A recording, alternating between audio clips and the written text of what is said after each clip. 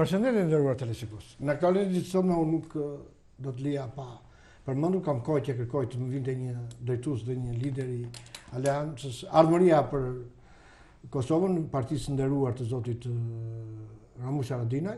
Unë kam nderin që e kam në studio, zotin Granit Sala, në listë deputetët e kësaj partie, një njeri që vjen nga PEA, një njeri që admiron dhe është një nga drejtuesët kryesor politik kësaj partie, por që do të diskutojmë me të jo vetëm për zotin Ramush Haradinaj, por edhe për gjendjen në Kosovë. Për ta shoqëruar edhe këtë intervistë, ka ftuar edhe Argentina Islamin, me të cilën do ta bashkëndoj. Mi se merë në studio.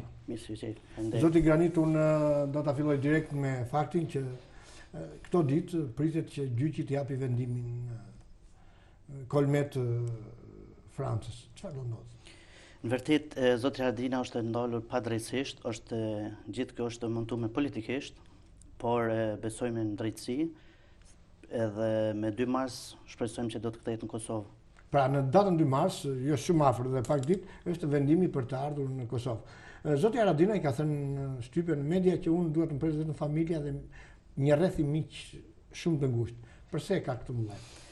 E vërteta është se politika e Kosovës është për momentin shumë e dobët me politikanët e jashtë, me politikën jashtë vendit, dhe padrejtësisht ata nuk kanë kontribuar në lirimin e Haradinajt, edhe se kanë publikuar shumë mediat dhe kanë dhënë deklarata për lirimin e tij, asgjë s'kanë bërë shumë për ta. Kështu se ka vendosur që mos ta presin delegatë ose politikanët kosovarë, që ta tregon popullit se për treguar që ai është një njeri i papërkullur, i vetëm dhe këtë betejë ka fituar vetëm. Po, me përkrajën e popullit. Me përkrajën e popullit. Si e ke përcjellur ti që nga momenti i ndalimit dhe si shpjegohet që në një listë me 65 emra vetëm 20 emrat kanë mbetur nga AK-ja e Ramush Haradinajt dhe disa luftëtar të tjerë dhe emrat e tjerë nga lista serbe për të kërkuar këta në për ashtu nuk ekziston. Vërtet kjo në akt akuz është nga viti 2004 për zotin Haradinaj dhe zoti Haradinaj ka dëshmuar 2 herë në Hag që është i pafajshëm, por politika e vendit gjatë dialogut në Bruxelles asnjëherë s'ka kërkuar që flet arrest hiqet për ushtarët e Kosovës për UÇK-n.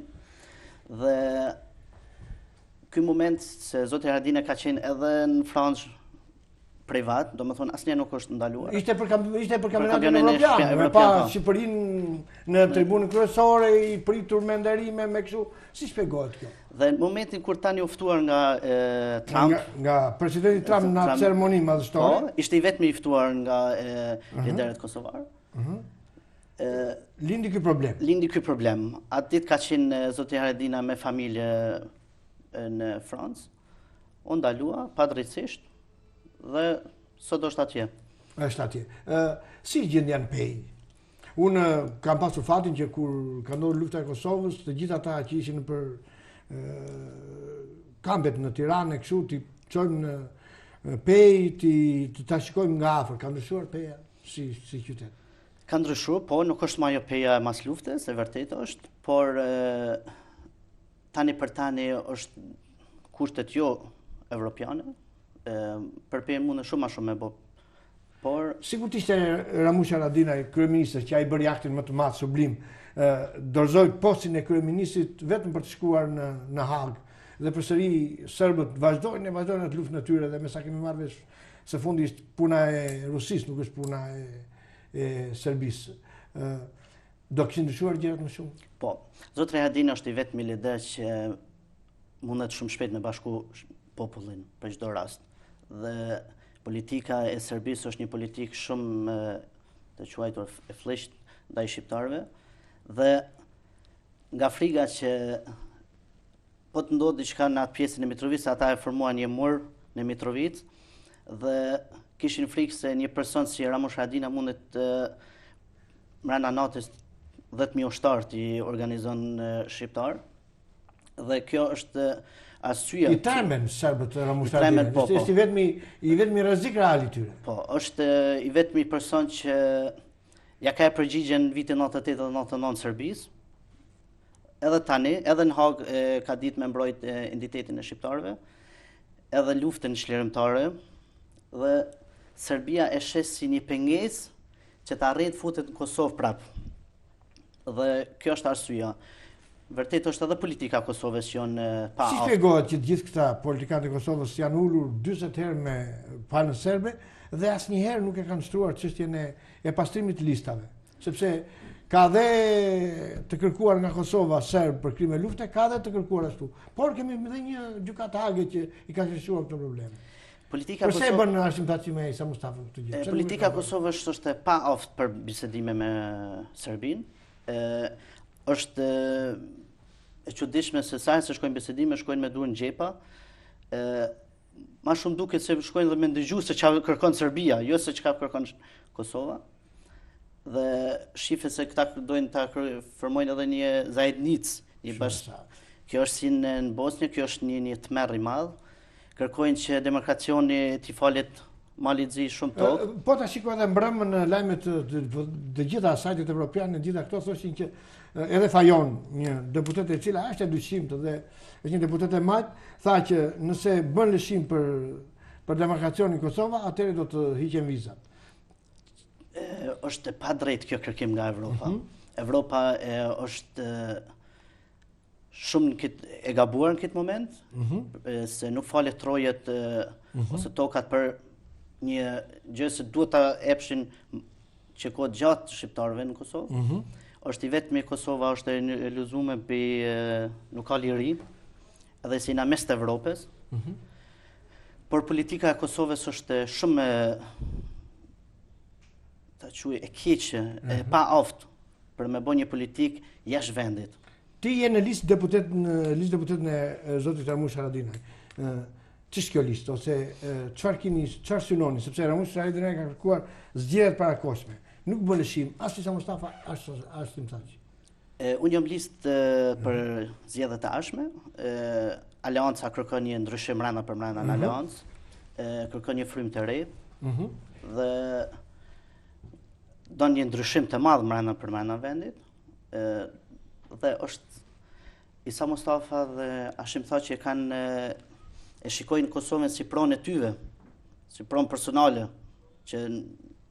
Pse devijuan ata nga premtimet e asaj 18 shkurtit të vitit 1999? Vërtet është dyshim se a ka qenë vërtet premtim ideal apo ka qenë vetëm premtim zgjedhor, dhe po shifet me kohën se apo po shit fytyra atyve vërtet e politikanëve të Kosovës. Ç'ka ndjerë në këto 9 vjet pavarësi të Kosovës? Unë nuk e shoh pavarësi Kosovë, nuk mundesh ta quash një vend pavarësi ku është me shumë ndalesa, me shumë padrejtësi, është i vetmi vend që nuk ka liri, i mohet e drejta e tyre, mohet në çdo vend evropian. Këta nuk e ka faj vetëm Evropa, por është edhe politika që nuk janë të vetëdijshëm se çfarë kërkojnë. Shkojnë nëpër Bruksel që të shitesin dhe të kalojnë natet bukura, vinë Kosovë, nuk tregojnë bisedime se çka ka ndodhur bisedime. Nuk janë transparent me gjithë njerëzit. Jo, zgjohesh mëngjes, e shef murin Mitrovic, shef shumë gjëra tjera. Në kryesinë e aleancës, çfarë diskutoni? Tema më kryesore është ekonomia dhe drejtësia, cilën na diskutojmë shumë, se në atë moment kur drejtësia është mbi të gjitha, mund të formohet edhe një shtet, ekonomia, tani vinë këto tjera. Vinë të tjera dhe politika dhe këto dhe marrëdhëniet me jashtë. Në ekonominë e Kosovës, ka ndryshim ndërruar granit? Po, ama ndryshim negativ. Ndryshim negativ. Është arritur papunësia, është arritur... Si e ndjen ti në atë qytetin e Pejës, se do të dash vizatosh me njerëzit, se kandidat për deputet, do vesh të thuaj, do kërkosh votën. Vërtet, mbasherë qeveria Isa Mustafit, kosovarët ikin ose shqiptar nga Kosova ikin mbi 100.000 brenda 2 muaj dhe e nëshuan Kosovën. Ajo ko ishte ka ndodhur vetëm vitet e 90-ta kur ishte okupori serbë në Kosovë. Dhe tani kur erdhi kjo qeveria e re, u largon gjithë populli. Dhe filloi të merri në Kosovë, mendojnë politikë të merr, që filluan t'i fusin njerëz pa oftë në vende poshtë detyra. Unë jam pro që gjithkujt t'i afrohet një vend pune, po mos t'i afrohet një vend pune që nuk e meriton. secili vendin e vet ta ketë. Dhe në Kosovë ndodh që një person që e ka ndihmuar gjatë fushatës ta merr një post që nuk e meriton fare. Vetëm se i ka ndihmuar gjatë fushatës, kjo nuk bën me ndodh. Këto ndodhen në Kosovë. Ka deputet në pej Ardhmëria? Po, është vërtet jena gjithë ka Dugagjini. Po? Është ata deputetë që ka Aleanca në parlament janë gjithë nga Dugagjini. Janë nga Dugagjini. Është bastioni atje vendi ku ka lindur, ku është rritur dhe ku ka luftuar familja Ramush Haradinaj. Po. Dhe cili synimi juaj, po sepse duke mos u shtrirë do të mbeteni atje tek 7%. Unë personalisht e kam një plan, se do të futem, do me thonë, edhe mrena për mrena në Aleancë do të ketë një demokraci, ku nuk dhe shikojmë se që na thot kryetari dhe na të ngjojmë mëngjes ta zgjojmë dorën se amin. Nuk do të ketë mo njerëz në pushtet me dosje kriminale, të cilat i kemi tani për tani. Ka njerëz me dosje kriminale me të kaluar të errët në parlament edhe shumë e keq kuptojnë këtë fjalën kriminale, mendojnë se vetëm që me të kaluar të errët, nuk po themi duke vrarë dikon është kriminal, jo, është edhe duke ja marrë bukën nga goja është kriminal, duke larguar nga vendi punës padrejtësisht është kriminal. Dhe këto ndodhen në Kosovë. Edhe për mua janë ata njerëz që janë me dosje kriminale, janë me aktakuza shumë të mëdha mrena për mrena. Gati ja kanë shkatëruar gjithë familjen e Ramush Haradinajt. Përsëri nuk janë ngopur. Si e mendon ti këtë? Haradinaj është një lider ose një legjendë e gjallë dhe është një njeri shumë i drejtë dhe pasi është shumë i drejtë. Gëzon një mbështetje të madhe në Shqipëri, për hir të së vërtetë gjithë politikanë shqiptar, edhe kur erdhi nga Haga e pretenduan për kryeministër. Çfarë ndodhi? Është njeri i fjalës dhe i besës dhe politikanët tonë nuk dojnë një njeri të fjalës dhe të besës, dojnë një njeri që vijon nga që bën lëshime, që bën kompromise të shëmtuara. Këta nuk e dënë as Evropa, që ketë një njeri që e thot fjalën dhe mbet ajo fjala. Për momentin, pasi Evropa është duke bërë një politikë shumë të keqe ndaj kosovarëve. Kjo është e vërtetë. Unë kam takuar shumë deputet të huaj dhe ja kam thënë në fytyrë që padrejtësisht i netoj bërë një politikë ndaj kosovarëve. Dhe në farë mënyrë ma kanë mbyll gojën duke më thonë thuja politikanëve tu fillon nga ata që visht më kritikojsh mua këtu në Evropë. Kjo është një dëshmi se politikanët tonë shkojnë në Evropë për lukset e tyre ose për me marrë ndaj tender, siç janë edhe djemtë e Isa Mustafës në BMW kanë marrë në Gjermani. Sot ata bikqyen gjitha të mjetet e markës BMW në Kosovë. Qartë, edhe kam dëgjuar dhe di këtë skandal.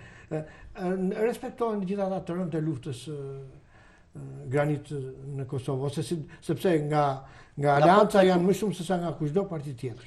Nga populli po. I gjithë Dugagjini është gati. Sot presidenti i Kosovës është i pamikpritur ose nuk e presin më familja Jashare në kullën e tyre. Në Drenit. Në Drenit, domethënë është një tmerr që një president dhe një kryeminist nuk lejohet të futet në familjen Jashare, në shtëpinë e familjes Jashare.